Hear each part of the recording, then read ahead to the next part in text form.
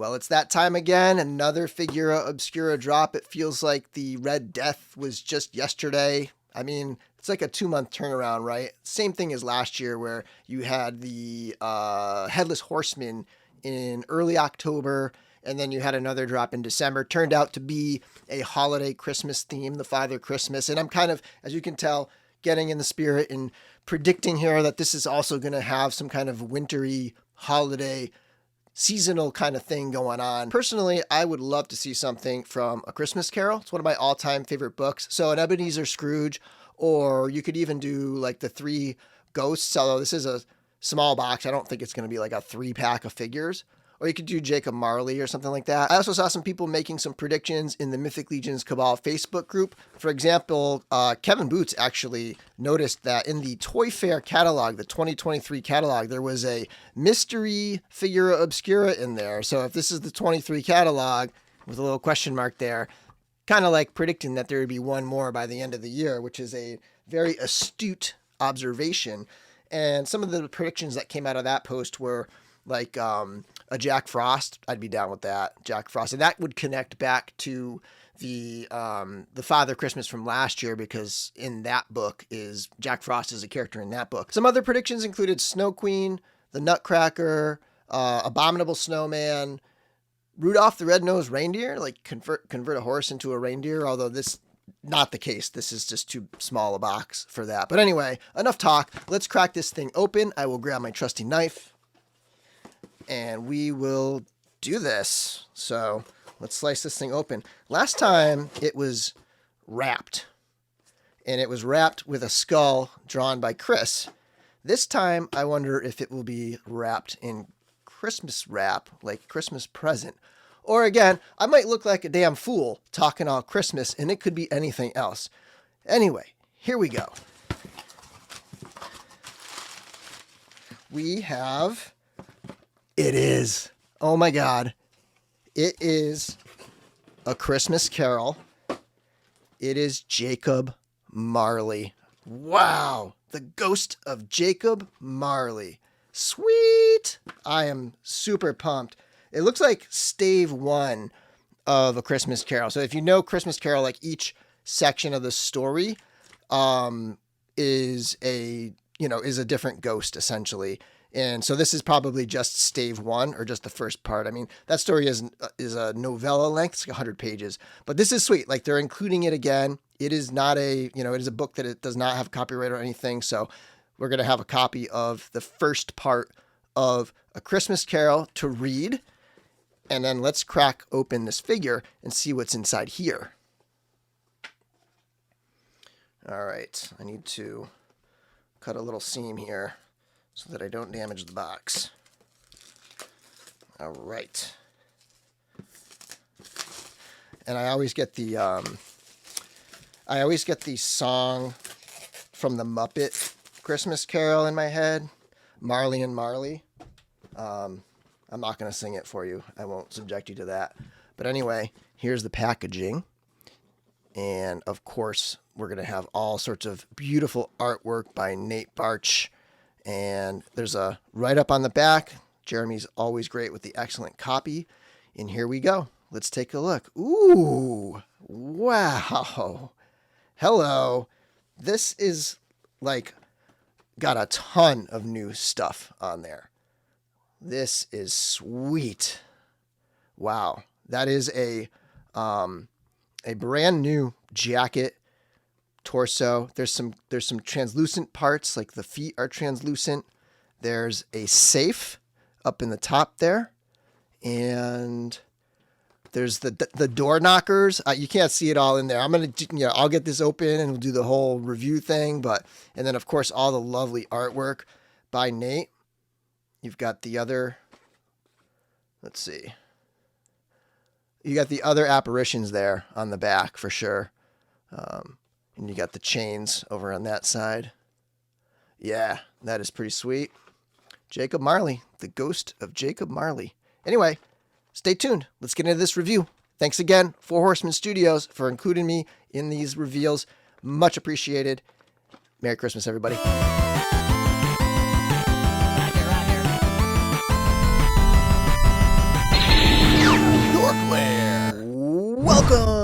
to another DorkLair action figure review. Today, I've got a special early look, courtesy of Four Horsemen Studios, of the Figura Obscura Ghost of Jacob Marley. As usual with these Figura Obscura releases, there are 2 drops on Saturday, December 2nd, 2023. One of them at 9 a.m. Eastern Time, one of them at 8 p.m. Eastern Time. Both of them will be on storehorseman.com. So if you're watching this video day of release, then you'll be able to get this figure still. Also, there will be some other items available, including a pin, a mug, similar to last time. It'll be another one of those metal mugs, those really nice ones. And t-shirts should be available on Retro Rags Limited at the time of release as well. And before we get into the figure, here's a look at the packaging. The box is incredible with art by Nate Barch. We have the knocker on the front. We have an image of the character head sculpt, one of 2 head sculpts on the side there. Nice write-up on the back with some excellent copy, I'm sure written by Jeremy Gerard. As always, we do have a wraparound cover that magnetically attaches with beautiful flat finish artwork that can stand on its own as a backdrop for your figure. And this one's really cool because it's got Scrooge on there, but it doesn't have an image of the Ghost of Jacob Marley, because you can place the figure in front of it and have the figure be the ghost that the character in the image is reacting to. So that's a really nice piece. And then the box itself, another call out to the book, all these tortured souls that Scrooge sees as he looks out his window after Jacob Marley leaves. And if you look closely, you may recognize some of these faces. Some of you may even know some of these tortured souls. And just a few brief impressions before we get into the details. I think that they've really nailed the look and feel of this character, that iconic, heavily shackled Jacob Marley ghost, right? You have like these transparent, sort of translucent parts fading up into this like icy blues and grays. And then you have that contrasted with the heavy leather dark harness and all of these heavy chains with these very text accurate ledgers and like cash boxes, and you have that safe there. And so yeah, it just kind of overall, this look right here to me feels like it fell right out of the page of A Christmas Carol. Now let's get into this review. All right, zooming in, here's how he looks straight out of the package. He's got the primary head sculpt on there, and then I took the shackles and all of the chains and stuff, that big harness piece off of there, and you get a look at that head sculpt. Really nice piece right here. It's got that iconic bandage around his head. We've even got some like decayed parts right up here sculpted in there, and you've got those like spectral eyes that really contrast with around the eyes is like a darker blue, and then the eyes themselves are basically a white color, a stark white. The hair is like an ashen gray, and it's a little bit of a softer material, so kind of moves around and gets out of the way. It's got a lot of little extra pieces that kind of hang off of there. Sort of grumpy old banker, but now is this like tortured soul kind of look to it. Really nice. And kind of look around to the back here. And then underneath the head sculpt, there is a new neck. Presumably this will be the same neck on the Poxus figure. So, because he's got the Poxus hands. I know these are the Poxus hands because these are the same hands that came on the Red Death. This here is a new cravat piece. Even though it kind of looks like the one that comes on the Headless Horseman, it is definitely a different piece, though it attaches the same way, the way any Mythic Legion's collar would attach. And then you have what's become a pretty standard arm type and leg type. You have the cloth sculpted arms and legs that debuted in the Alithia wave and have been used quite a few times since, including on some other Figura Obscura figures. But yeah, so you've got those pieces, and then you've got this jacket. It's essentially like functionally a vest, but it's supposed to be the jacket over the top. This sort of Victorian jacket here with these buttons down the sides, and then it kind of fades, kind of like the way the legs do. It fades from a clear plastic up into a painted plastic. And then you've got a new torso underneath. This is also a brand new piece. Very slim torso, and that torso has some buttons and a new belt piece that's reminiscent of the Alithia belt piece, but definitely like a brand new piece. It comes a little bit lower in the middle. It doesn't have that same separation that a lot of the belt pieces have, because this doesn't have a loincloth there in the middle. Brand new forearm pieces, again with the similar detailing here as the coat, with these little button pieces. And there's a look at the whole kind of coat setup from behind. And then we got the quote-unquote pirate boots that everybody's been excited about that debuted on the Kern Ray Cosmic Legions figure. And these are painted really cool. So you've got like the weathered top, and then you have it fading out into the clear plastic there to give him that kind of spectral vibe. And I'm sure a lot of customizers are going to be very excited to get these boots in hand, and this figure in general in hand, because this is a repaint away from being a pirate, essentially. I think a lot of people are going to go that route with this figure, and yeah, for customizers, they're going to have a lot of fun with these brand new parts. But overall, this is just an awesome looking Ghost of Jacob Marley. And here's the whole zoomed out figure for a look at the overall silhouette. And Marley stands just about 7 inches tall, depending on whether you go from the top of the head or the top of those bandage ties. And here we have Marley with the rest of the Figura Obscura line. Of course, this is minus the retailer exclusives, but we've got all the different characters represented here. On the left is the Monkey King. Then we have the Mask of the Red Death, Marley himself, Krampus, Father Christmas, and the Headless Horseman. And this gives you a really good sense of where this line is, and I am just blown away. I think this has really become my favorite line.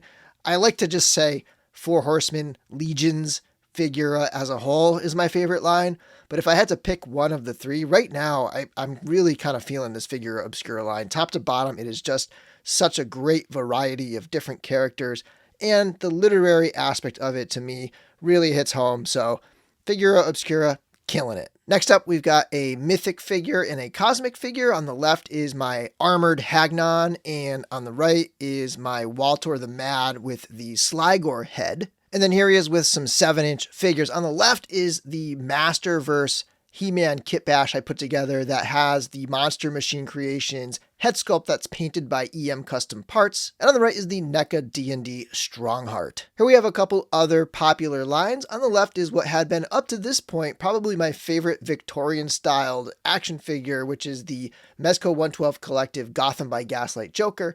And on the right is the movie realization C-3PO from the Bandai Tamashii Nations Samurai line. And then here we have a couple mass market Hasbro 6-inch figures on the left, Black Series, on the right, G.I. Joe Classified. Getting into the accessories, it does come with an alternate head sculpt here with that unhinged jaw and furrowed brow, tortured soul, just agony right here. Really nicely done. Frightening as hell. This is a diabolical sculpture right here. It's really incredible. Look at that thing. Really nice stuff right there. As for hands, it does come with multiple sets of hands.